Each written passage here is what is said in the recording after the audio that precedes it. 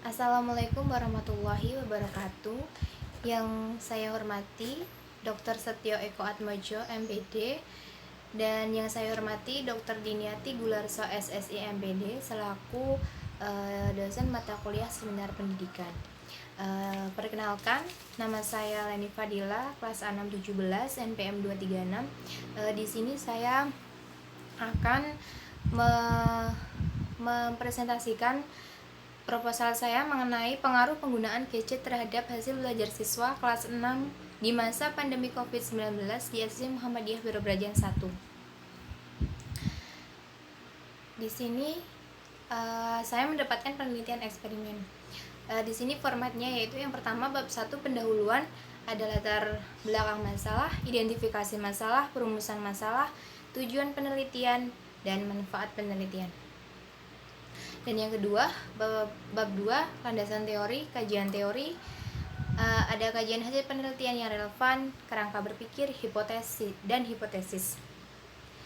Dan di bab ketiga ada metode penelitian. Yang pertama, waktu dan tempat penelitian, jenis dan desain penelitian, populasi dan sampel penelitian, variabel penelitian, definisi operasional variabel penelitian, teknik pengumpulan data, instrumen penilaian, hasil uji coba instrumen, teknik analisis data. Baik, yang pertama kita akan memasuki bab 1 pendahuluan. Di sini ada latar belakang masalah. Wabah corona virus DCAC 2019 atau COVID-19 yang telah melanda 215 negara di dunia, di sini memberikan tantangan tersendiri bagi lembaga pendidikan, khususnya sekolah-sekolah, terutama di sekolah dasar. Nah, untuk melawan COVID sendiri, pemerintah telah melarang untuk berkerumun, pembatasan sosial atau social distancing, dan menjaga jarak fisik atau physical distancing, memakai masker, dan selalu cuci tangan menggunakan sabun cuci tangan. Melalui Kementerian Pendidikan dan Kebudayaan, pemerintah telah melarang perguruan tinggi dan sekolah-sekolah untuk melaksanakan perkuliahan tatap muka atau konvensional, dan memerintahkan untuk menyelenggarakan pembelajaran secara daring. Sekolah dituntun untuk dapat menyelenggarakan pembelajaran secara daring atau online. Nah, di sini untuk mencegah penyebaran COVID-19, WHO memberikan himbauan untuk menghentikan acara-acara yang dapat menyebabkan massa berkerumun. Maka dari itu, pembelajaran tatap muka yang mengumpulkan banyak siswa-siswi di dalamnya itu juga harus ditinjau ulang pelaksanaannya, karena supaya virus COVID-19 tidak menyebar. Yang selanjutnya yaitu ada identifikasi masalah. Nah, di sini pembelajaran daring merupakan pembelajaran yang menggunakan jaringan internet dengan aksesibilitas, konektivitas, fleksibilitas, dan kemampuan untuk memunculkan berbagai jenis interaksi pembelajaran. Penggunaan internet dan teknologi multimedia mampu merubah cara penyampaian pengetahuan dan dapat menjadi alternatif pembelajaran. Nah, pembelajaran daring di sini adalah pembelajaran yang mampu mempertemukan siswa dan guru untuk melaksanakan interaksi pembelajaran dengan bantuan internet. Kemudian,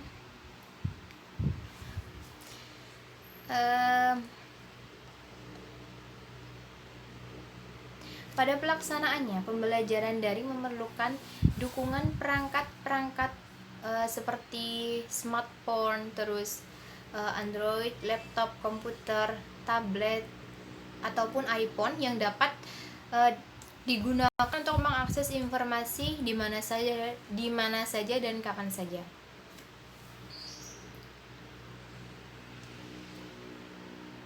Yang selanjutnya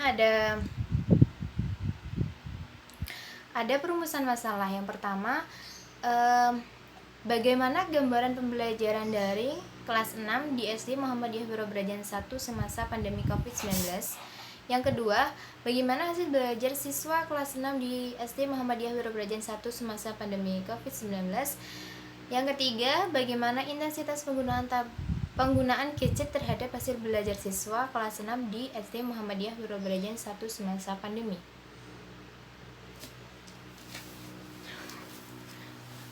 Yang selanjutnya yaitu ada tujuan penelitian. Yang pertama, mengetahui gambaran pembelajaran daring di SD Muhammadiyah Wirobrajan 1 semasa pandemi COVID-19. Dan yang kedua, mengetahui hasil belajar siswa kelas 6 di SD Muhammadiyah Wirobrajan 1 semasa pandemi COVID-19. Dan yang ketiga, mengetahui intensitas penggunaan gadget terhadap hasil belajar siswa kelas 6 di SD Muhammadiyah Wirobrajan 1 semasa pandemi COVID-19. Kemudian ada manfaat penelitian. Di sini ada manfaat teoristis. Manfaat teoristis di sini mendorong guru untuk berkembang secara profesional yang dapat memahami tugasnya sebagai pendidik kelas dalam menerapkan berbagai strategi, metode, dan teori dalam pembelajaran serta dapat menyelesaikan permasalahan-permasalahan yang muncul di kelasnya secara profesional. Dan yang kedua ada manfaat praktis. Manfaat praktis itu ada untuk bagi siswa sendiri itu dapat menggunakan gadget sebaik mungkin untuk meningkatkan hasil belajar. Bagi sekolah untuk memberikan masukan dan kontribusi yang bermanfaat dalam upaya peningkatan mutu pendidikan di sekolah yang bersangkutan. Dan bagi peneliti dapat dijadikan temuan awal untuk melakukan penelitian lanjut tentang pengaruh gadget terhadap motivasi dan belajar siswa di institut pendidikan lainnya. Terus kemudian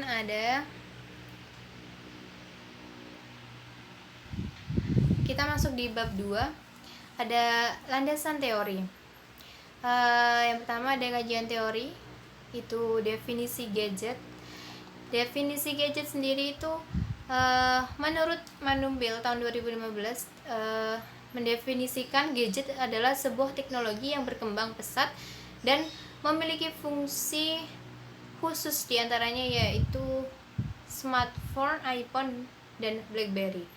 Kemudian yang kedua ada menurut Widiawati dan Sugiman tahun 2014 mendefinisikan gadget merupakan barang canggih yang diciptakan dengan berbagai aplikasi yang dapat menyampaikan beberapa media, berita, jejaring sosial, hobi, bahkan liburan.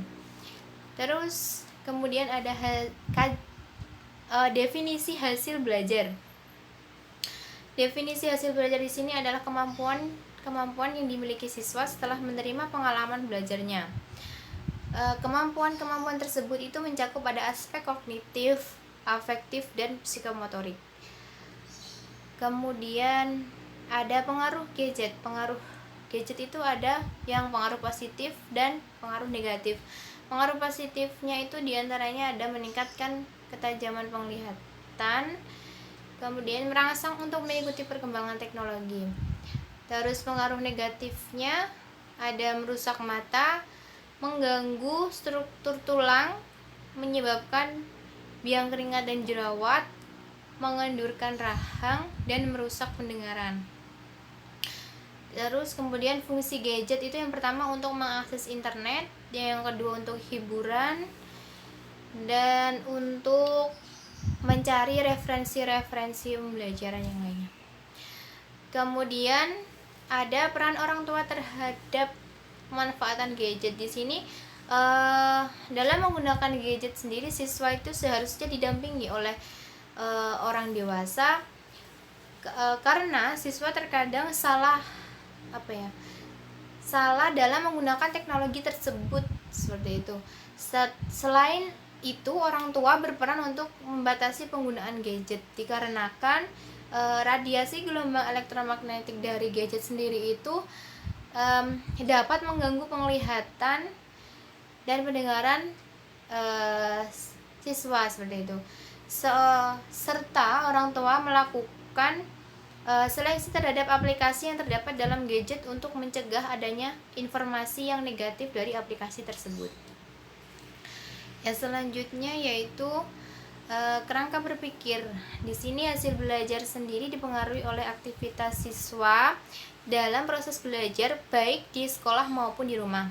Pemanfaatan handphone ini merupakan aktivitas yang dilakukan siswa, tinggal bagaimana siswa tersebut itu memanfaatkannya, seperti itu. baik dari segi waktu, tempat maupun penggunaannya. Perlu pengawasan dan perhatian orang tua di rumah maupun guru di sekolah untuk mengawasi dan memperhatikan siswanya dalam memanfaatkan handphone, agar siswa benar-benar memanfaatkan handphone dalam dunia pendidikan dan mencegah terjerumus ke hal yang negatif. Nah, di sini ada kerangka berpikirnya. Variabel bebasnya itu ada gadget, variabel terikatnya itu ada hasil belajar. Yang selanjutnya adalah hipotesis. Adapun hipotesis dalam penelitian ini adalah pengaruh positif pemanfaatan handphone sebagai media pembelajaran terhadap hasil belajar. Siswa akan lebih baik hasil belajarnya bila dapat meminimalkan waktu dalam penggunaan handphone yang tidak penting dan mengalihkan dengan cara memanfaatkan handphone tersebut ke hal-hal positif dalam kegiatan pembelajaran. Dengan kata lain, semakin siswa memanfaatkan handphone untuk hal-hal yang positif dalam kegiatan pembelajaran, maka semakin baik hasil belajar mereka. Seperti itu. Kemudian bab ketiga ada waktu dan tempat penelitian. Di sini saya melakukan penelitian di SD Muhammadiyah Wirobrajan 1 Yogyakarta yang beralamat di Pakuncen, Wirobrajan, Kota Yogyakarta, Daerah Istimewa Yogyakarta. Adapun pelaksanaan penelitiannya yaitu pada tanggal 14 September sampai 14 November. Seperti itu. Kemudian ada jenis dan desain penelitian. Di sini jenis penelitiannya itu lapangan atau field research, dengan tujuannya itu memperoleh data yang diperlukan dari kancah atau objek penelitian yang sebenarnya, dan untuk mempelajari serta intensif latar belakang, status terakhir dan interaksi yang terjadi pada suatu satuan sosial seperti individu, kelompok, lembaga atau komunitas. Di sini saya mengambilnya siswa kelas 6, jadi kelompok seperti itu. Kemudian populasi dan sampel penelitian. Populasi pada penelitian ini adalah siswa kelas 6 di SD Muhammadiyah Wirobrajan 1 yang berjumlah 32 siswa. Sampel pada penelitian ini berjumlah 32 siswa yang didapat dari 25% dari jumlah populasi 200 siswa. Oleh karena itu hak setiap subjek itu sama, maka penelitiannya itu terlepas dari perasaan ingin mengistimewakan satu atau beberapa subjek untuk dijadikan sampel. Jadi di sini saya menggunakan semua siswa kelas 6 sampelnya seperti itu.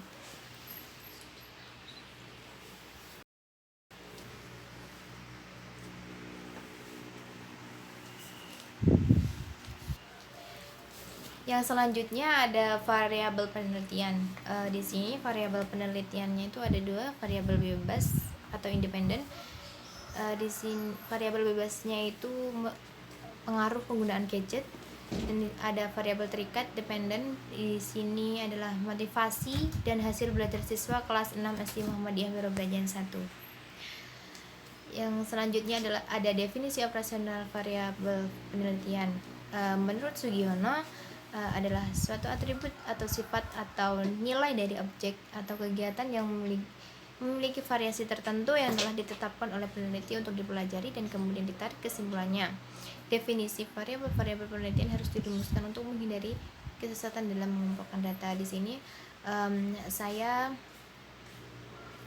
mengumpulkan datanya itu secara langsung seperti itu. Jadi dapat ditarik kesimpulannya itu jadi lebih mudah seperti itu.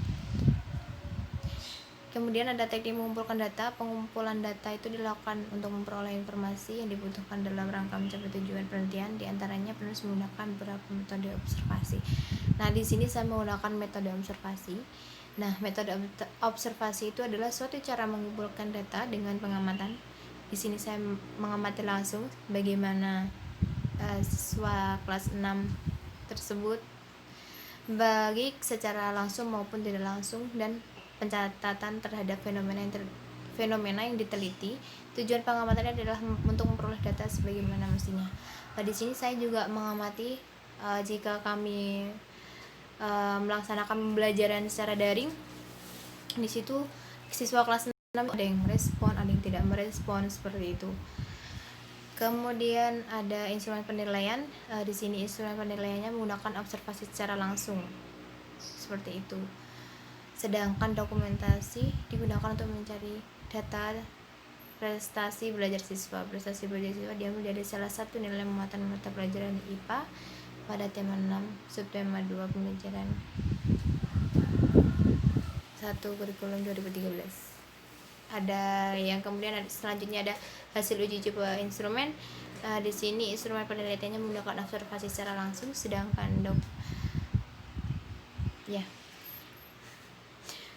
teknik analisis data. Analisis deskriptif. Yang dimaksud analisis deskriptif itu adalah menggambarkan yang ada guna memperoleh bentuk nyata dari responden sehingga lebih mudah dimengerti peneliti atau orang lain yang tertarik dengan hasil penelitian yang dilakukan. Oke, sekian presentasi dari saya. Kurang lebihnya mohon maaf. Wassalamualaikum warahmatullahi wabarakatuh.